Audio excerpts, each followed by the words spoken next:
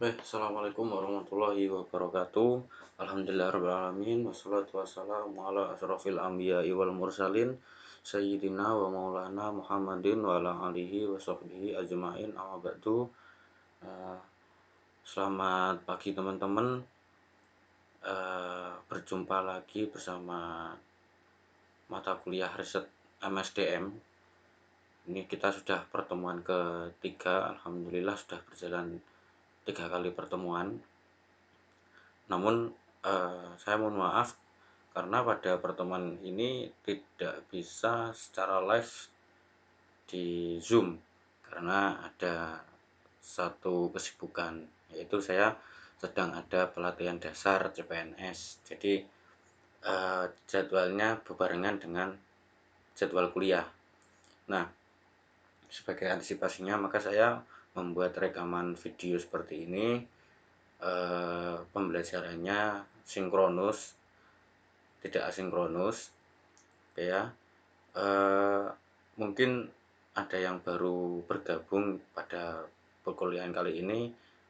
Perkenalkan sekali lagi, nama saya Rian Basit Fasihan. Saya itu dosen baru di Fakultas Ekonomi. Sebenarnya juga bukan baru, saya itu baru rasa lama. Kenapa baru? Karena baru jadi dosen. Kenapa lama? Karena saya dulu juga alumni di UIN Malang. Ini saya juga alumni S1 di UIN Malang, juga konsentrasinya di manajemen SDM. Oke. Lalu S2 saya di Universitas Diponegoro Semarang, juga mengambil konsentrasi sumber daya manusia. Nah, oke, kita mulai saja. Untuk yang pertama, pada materi kali ini kita akan berbicara tentang masalah penelitian dalam MSDM. Nah, kenapa harus masalah? Kenapa dalam penelitian itu wajib ada masalah?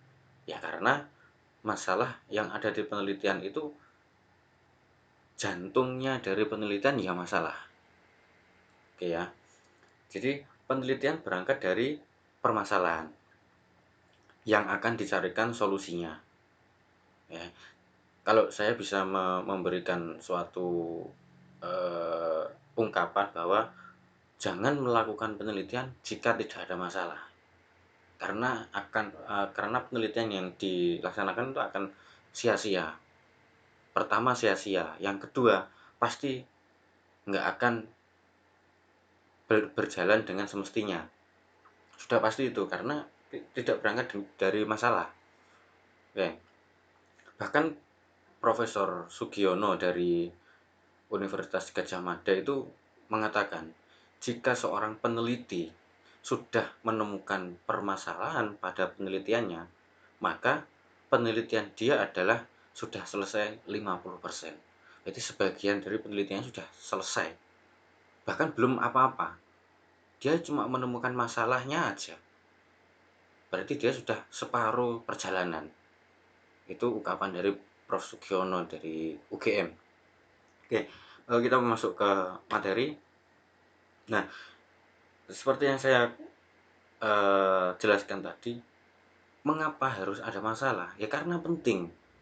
Masalah penelitian itu penting untuk memecahkan masalah. Penelitian itu dimulai dengan adanya masalah. Oke ya, ada ketimpangan, ada ketidaksesuaian, itu berarti masalah. Lalu, masalah penelitian itu apa sebenarnya? Masalah penelitian adalah ketidaksesuaian antara apa yang seharusnya terjadi dengan apa yang benar-benar terjadi.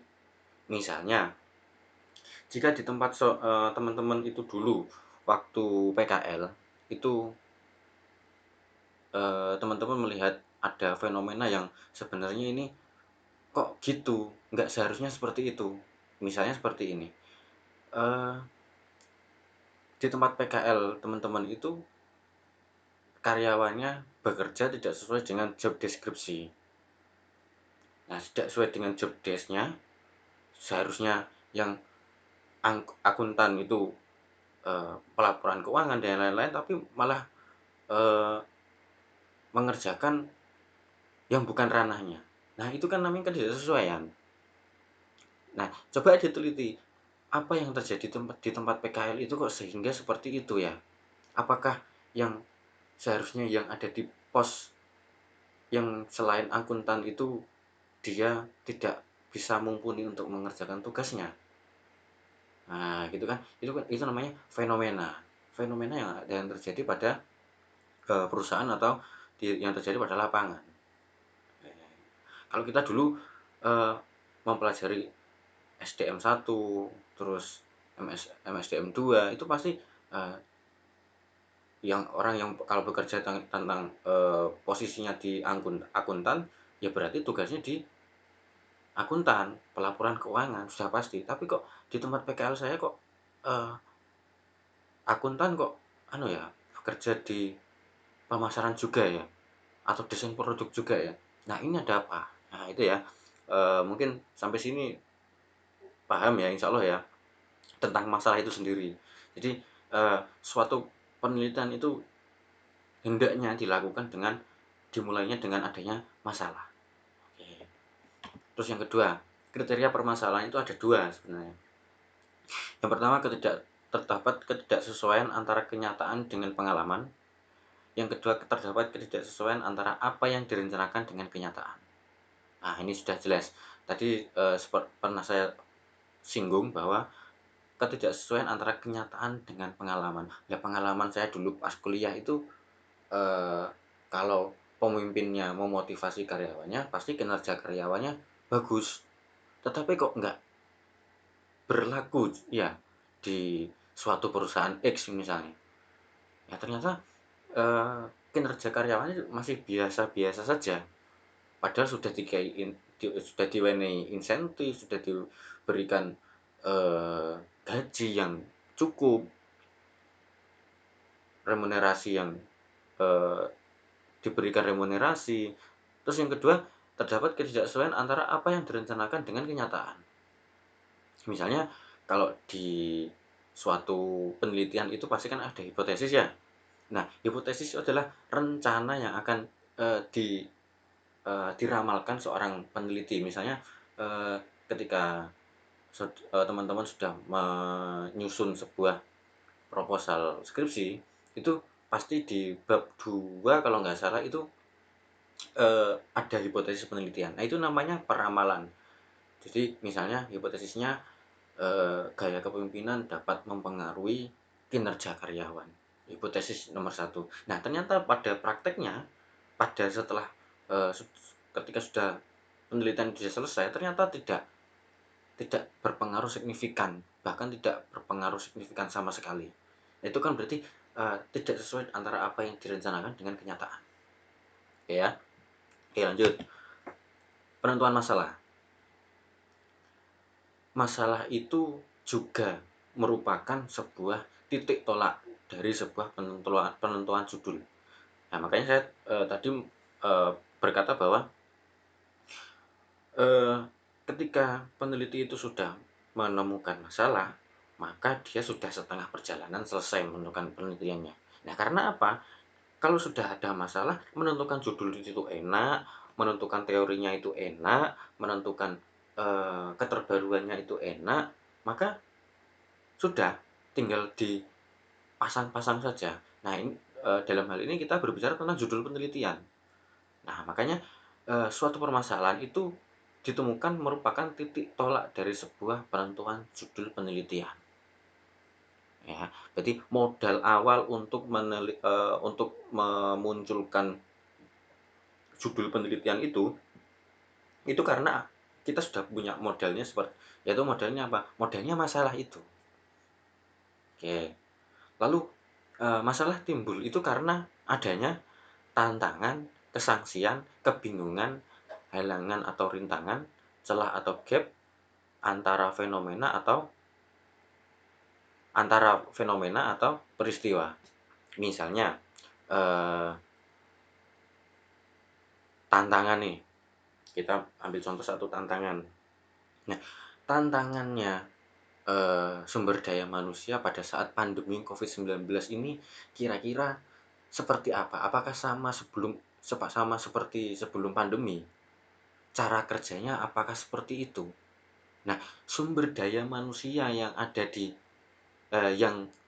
bekerja pada saat pandemi itu dituntut harus bisa selalu on Zoom, eee, tidak rapat secara tatap muka.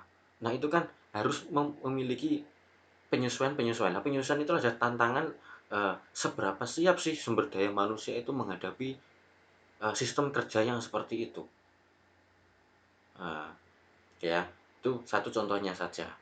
Terus yang terakhir, yang berikutnya, tujuan dari perumusan masalah itu yaitu, mencari tahu dalam hal akademis. Misalnya, dalam hal akademis ini ketika, peneliti-peneliti setelah teman-teman akan meneliti, maksudnya, adik-adik tingkat, kelak yang mau melakukan skripsi juga, itu rujukannya siapa atau kalau enggak dari skripsi yang sudah ada, yang dari penelitian yang sudah ada.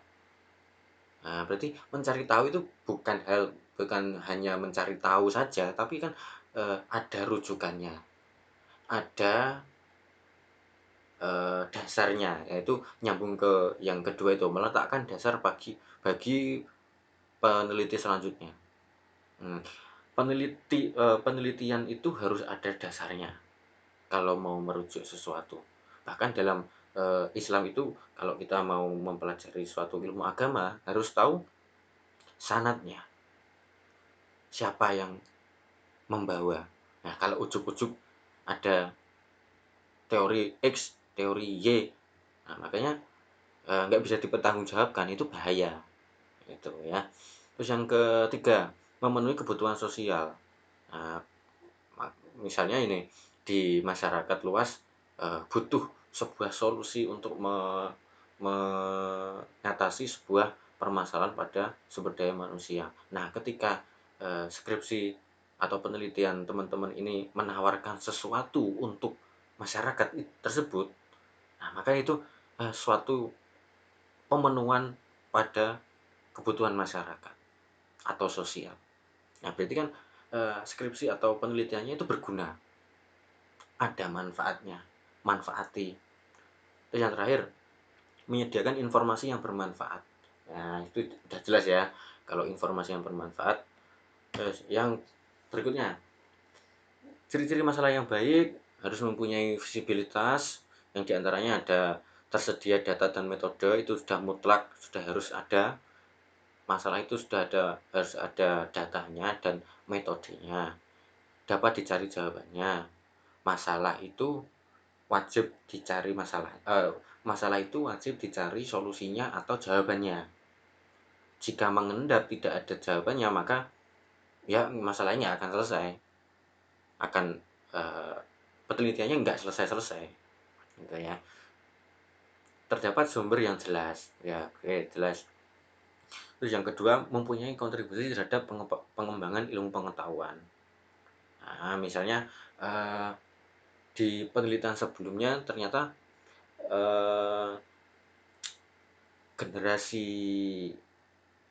X itu, sukanya kerja di depan, sukanya itu kerja di luar ruangan, nggak suka di depan komputer, laptop, meja formal kantor itu. Ya ternyata, eee, set set sejalan dengan perkembangannya ilmu, ternyata skripsi atau penelitian teman-teman ini menghasilkan bahwa nggak juga, generasi X itu juga ada yang suka ini kok, kerja di belakang layar komputer gitu, belakang meja formal itu tetap ada yang suka. Tetapi berarti nggak selamanya generasi X itu memiliki jiwa yang bebas, eee, tidak suka ada peraturan. Nah, itu nggak juga selamanya seperti itu, gitu ya. Terus yang ketiga, masalah harus jelas itu, maksudnya, dalam segi penyampaiannya, masalahnya itu apa, itu, sesuai data apa enggak, berarti kan jelas, ya. Harus etis menurut, moral dan keyakinan agama. Terus untuk sumber untuk memperoleh masalah, Ada 6 melalui pengamatan, bacaan, analisis, pengalaman, bidang spesialisasi, pertemuan ilmiah. Ya, misalnya, yang pertama adalah pengamatan. Jadi selama, teman-teman ini contoh ya, selama teman-teman PKL dulu, itu kan teman-teman sedikit banyak mengamati perilaku orang-orang yang ada di perusahaan. Ya ternyata orang-orang di sini itu bekerjanya itu suka santai-santai. Orangnya kok, eee, nggak nggak jelas kalau bekerja itu, nggak sesuai job job deskripsinya misalnya. Atau, ternyata waktu dulu PKL di bank, misalnya, "Loh, teller kok lulusannya dari PGMI sih? Loh, teller kok lulusannya dari PAI?" Nah, seharusnya kan teller itu lulusannya dari perbankan syariah atau akuntansi atau manajemen. Nah, ternyata kok di bank X ini kok ini, apakah ada yang salah dengan rekrutmennya? Nah, berarti kan itu namanya masalah. Apakah ada yang salah dengan sistem rekrutmennya? Sehingga orang-orang PGMI, ada anak PAI atau anak, eee, apa ya, misalnya jurusan biologi misalnya, kok jadi teller bank? Nah, gitu. Apakah hanya, mengandalkan good looking-nya saja untuk bisa menjadi teller? Nah, ternyata kan itu permasalahan. Apakah cuma itu sih indikator untuk menjadi, teller bank?